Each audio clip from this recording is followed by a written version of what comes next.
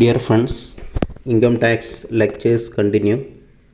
Today's topic is exceptions to the general rule of income earned in the previous year is taxed in the assessment year. Generally income earned in the previous year is taxed in the assessment year. That is the financial year immediately succeeding the relevant previous year. ഒരു tax pair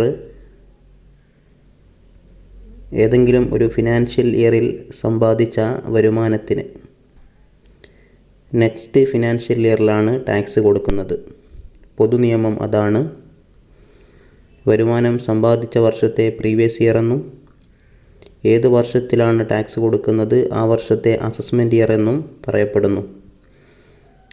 ഇതൊക്കെ വിശദമായി നമ്മൾ കഴിഞ്ഞ ക്ലാസ്സുകളിൽ പറഞ്ഞതാണ്.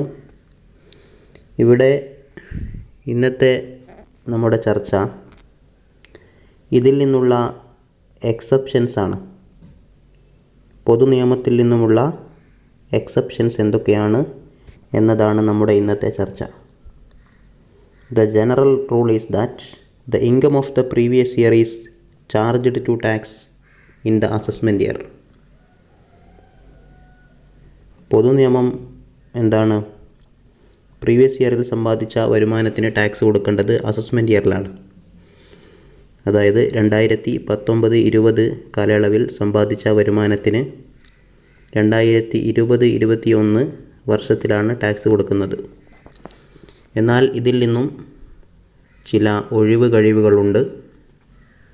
To safeguard the interest of the revenue department some exceptions to this general rule are provided. ഇതാണ് നമ്മൾ നോക്കുന്നത്. എന്തൊക്കെയാണ് exceptions to the general rule? Previous ഇയറിൽ സമ്പാദിച്ച വരുമാനത്തിന് അസസ്മെൻറ്റ് ഇയറിൽ ടാക്സ് കൊടുക്കുക എന്നുള്ള ആ ഒരു പൊതു നിയമത്തിൽ നിന്നും എന്തൊക്കെ ഒഴിവ് കഴിവുകളാണുള്ളത് എന്നാണ് നമ്മൾ ഇന്നത്തെ ക്ലാസ്സിൽ ചർച്ച ചെയ്യുന്നത്. The first one is income from non residence from shipping business. ആരാണ് നോൺ റെസിഡൻറ്റ് എന്നൊക്കെ നമ്മൾ തൊട്ടടുത്ത ക്ലാസ്സുകളിൽ ചർച്ച ചെയ്യും. ഇപ്പോൾ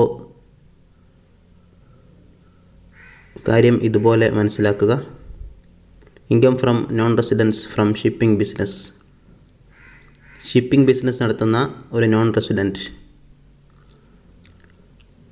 അദ്ദേഹത്തിൻ്റെ വരുമാനം പ്രീവിയസ് ഇയറിൽ തന്നെ ടാക്സബിളാണ്. 2019-20 കാലയളവിൽ സമ്പാദിച്ച വരുമാനം ആ വർഷത്തിൽ തന്നെ ടാക്സബിളാണ്. പൊതുനിയമത്തിൽ നിന്നും എക്സംപ്റ്റഡ് ആണ്. Income from non residence from shipping business. അതായത് ഷിപ്പിംഗ് ബിസിനസ് എന്ന് പറയുമ്പോൾ അയാളുടെ ഓൺ ചെയ്യുന്ന ഷിപ്പാവാം, അല്ലെങ്കിൽ ചാർട്ടേഡ് ഷിപ്പാവാം. എങ്ങനെയായാലും വരുമാനം കിട്ടിക്കഴിഞ്ഞാൽ ആൾ നോൺ റെസിഡൻ്റാണ്, ഷിപ്പിംഗ് ബിസിനസ്സാണ്, പാസഞ്ചേഴ്സിനെ ക്യാരി ചെയ്യുന്ന അല്ലെങ്കിൽ live stock, male or goods എന്തോ ആവട്ടെ, what ever may be the nature of ship, ഏത് തരത്തിലുള്ളതായാലും ഷിപ്പിംഗ് ബിസിനസ്സാണ്, നോൺ റെസിഡൻ്റാണ്. ഓക്കെ, ഈ ഒരു അവസ്ഥയിൽ his income from the business will be taxed in the same year in which he has earned income. അയാൾ വരുമാനം സമ്പാദിച്ച വർഷം ഏതാണോ ആ വർഷത്തിൽ തന്നെ നമ്മൾ ഇൻകം ടാക്സ് പോയിൻ്റ് ഓഫ് വ്യൂവിൽ വരുമാനം സമ്പാദിച്ച വർഷത്തെ പ്രീവിയസ് ഇയർ എന്നാണ് വിളിക്കാറ്. അപ്പോൾ പ്രീവിയസ് ഇയറിൽ തന്നെ ഷിപ്പിംഗ് ബിസിനസ്സിൽ നിന്നുമുള്ള ഇൻകം ടാക്സബിളാണ്. ഓക്കെ, അതിൻ്റെ ഒരു പ്രത്യേകത അങ്ങനെയാണ്. നിയമം അനുശാസിക്കുന്നത് അതാണ്.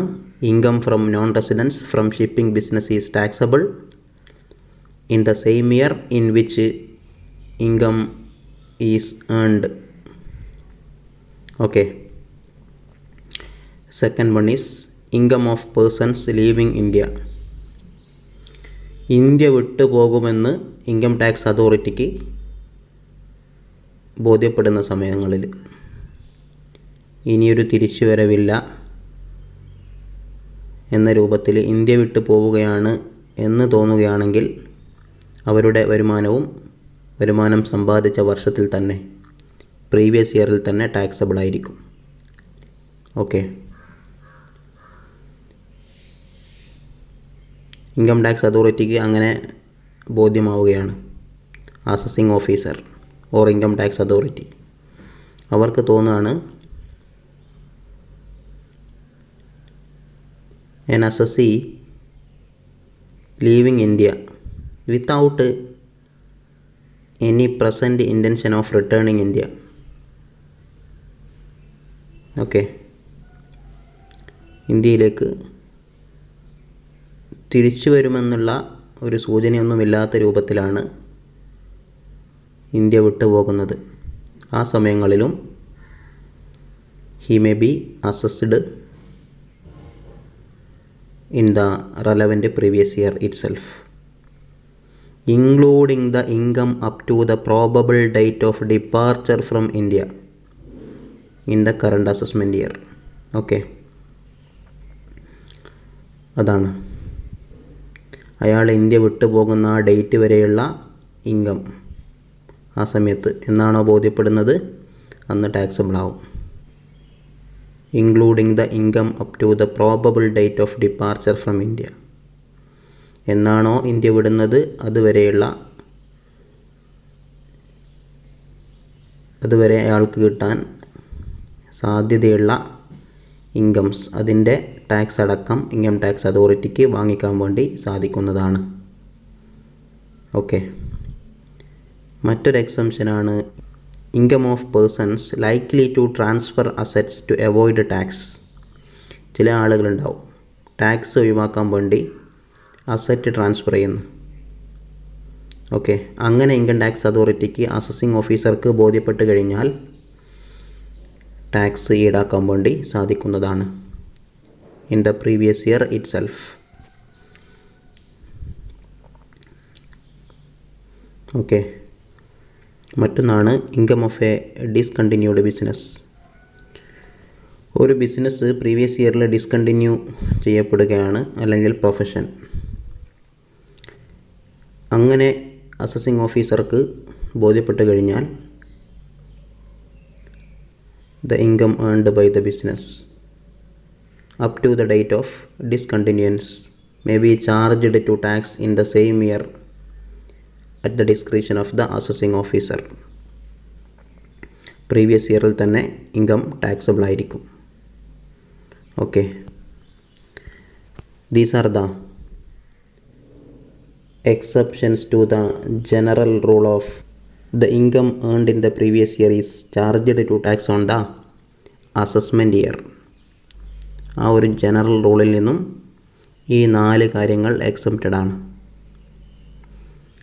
Income from non residence from shipping business, income of persons leaving India, income of persons likely to transfer assets to avoid tax, income of a discontinued business or profession. Clear? Friends, let us see again with another topic in another video.